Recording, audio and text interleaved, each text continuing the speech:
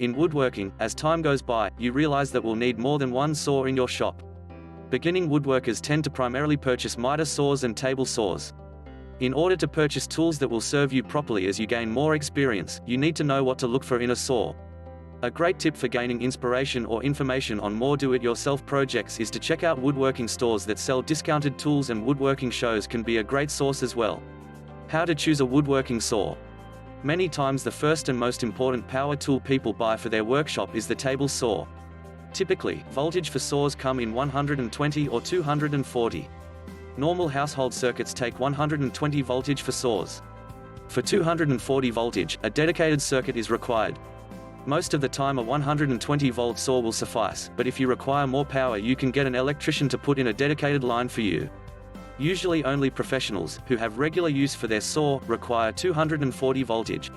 Take these things into consideration. Motor power. Left or right tilt direction. Capacity of dust collection. Too much dust can be a health hazard and can be a mess to clean.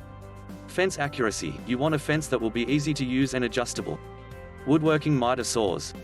It can be daunting when you are trying to pick out a miter saw because there are so many options out there on the market. When working with wood, they are one of the most important pieces of equipment because they handle cutting angles precisely and quickly.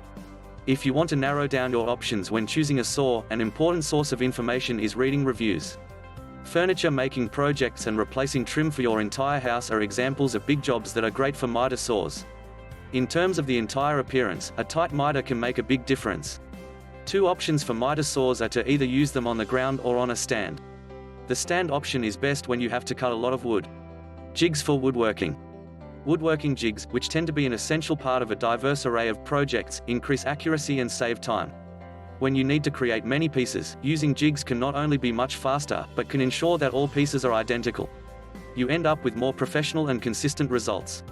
Depending on the type of project and the desired results, you can determine what jigs you need. Woodworking supply shops will sell jigs, but you may be able to find cheaper options on the internet. Consider making your own jigs if you'd like to save more money. You don't want to spend too much money on expensive wood when making them, because usually, they are used only once. Most common jigs. Taper jigs are used for tapering table legs, chair legs, and other furniture. V-box jigs are great for boxes and frames. Dovetail jigs can aid in making dovetail joints.